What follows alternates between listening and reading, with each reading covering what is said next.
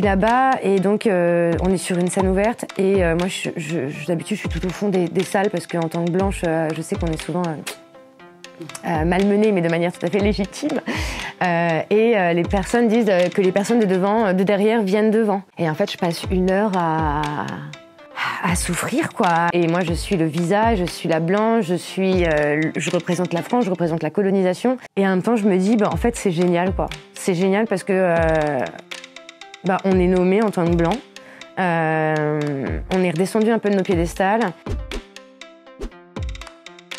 Je prends le tarif mais en fait je crois que c'est vraiment, ça me forge. Je travaille sur les questions de communication interculturelle dans le cadre des recherches postcoloniales et j'interroge dans le cadre de ma thèse nos pratiques humoristiques en France au regard de pratiques humoristiques que j'ai eu la chance d'observer et d'analyser au Burkina Faso, qui s'appellent donc les alliances et les parentés à plaisanterie, des pratiques humoristiques qui sont considérées comme un ciment social sur place. Et l'idée, c'était de s'inspirer des pratiques humoristiques au Burkina Faso pour se demander ce qu'il en était aujourd'hui de nos relations à plaisanterie en France. Qu'est-ce qu'on nomme pas à travers nos pratiques humoristiques, de quoi est-ce qu'on rit, de quoi est-ce qu'on ne rit pas, et en quoi la matière du rire peut nous informer des relations postcoloniales qui sont entretenues aujourd'hui. Donc je suis repartie de Michel Leb avec son sketch sur l'Africain pour essayer de comprendre comment des pratiques humoristiques, particulièrement dans le cadre du stand-up, avaient permis ce qu'on appelle l'émergence de la parole des premiers concernés à partir des années 90. On se moque des Blancs, on se moque des hommes, on redonne à voir des identités plurielles, des identités plus complexe, plus nuancé. En France, il y a une théorie dans la communication interculturelle qui dit qu'il ne faut pas se rencontrer en tant que représentant d'un groupe, mais il faut se rencontrer en tant qu'individu. C'est-à-dire que si je te rencontre en tant que Française, en tant que femme, en tant que Bretonne, en fait, du coup, je te rencontre pas, je rencontre les stéréotypes ou les préjugés que j'ai sur un groupe. Donc ça, c'est l'une des premiers outils de la médiation interculturelle. Et là-bas, c'est tout l'inverse. On te rencontre d'abord en tant que représentante d'un groupe. Avec ça, on va se lier, entre autres par l'humour. Et ensuite, je te rencontre en tant qu'individu. J'ai eu une méthode de recherche qu'on appelle empirico-inductive, qui n'est pas donc hypothético-inductive, mais l'idée c'était justement d'aller sur le terrain, d'observer ces relations à plaisanterie au Burkina.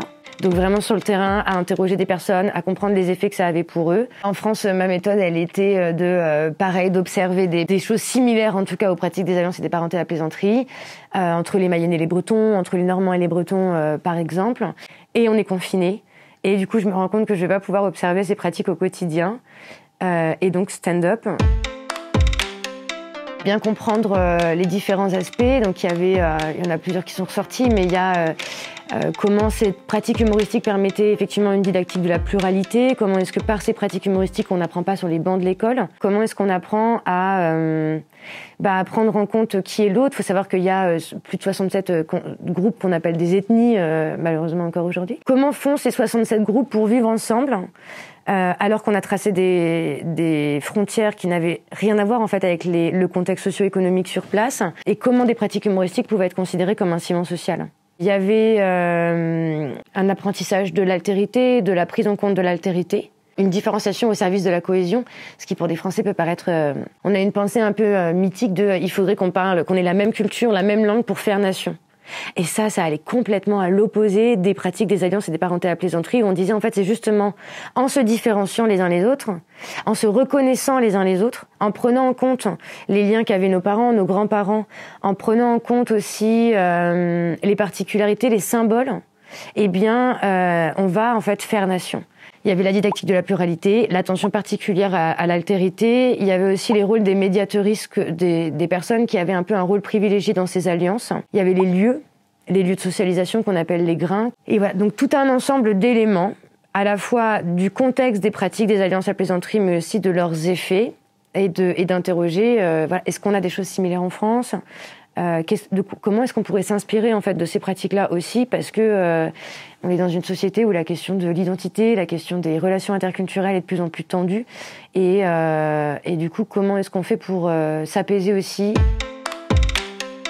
En fait, c'est complètement dingue de se dire qu'il y a très peu de recherches où on se permet de se faire regarder par des sociétés du continent africain en se demandant ce qu'ils pensent de nous, ce qu'on pourrait apprendre de leur regard. En fait, bon, le rapport néocolonial étant celui qui est actuel, il y a encore une hiérarchisation, il y a encore une infantilisation et donc une posture très paternaliste. La solidarité internationale, moi je l'explique souvent, mais à 18 ans, je pars au Sénégal en me disant que je vais aider les Sénégalais. Je connais pas un Sénégalais, je parle pas un mot de Wolof, je sais à peine mettre le Sénégal sur une carte. Je ne connais rien de l'histoire du pays, de la politique du pays, du contexte social, environnemental, etc. Mais j'ai déjà la prétention à 18 ans, alors que je viens d'échouer à mon bac, que je vais pouvoir les aider. Et ce qui est complètement faux. Et du coup, bien évidemment que moi, dans mon parcours personnel, il y a eu aussi la volonté de réparer certaines choses. Et puis du coup aussi de le poser en acte et de se dire on a tellement de choses à apprendre de ces sociétés, on va peut-être commencer en fait.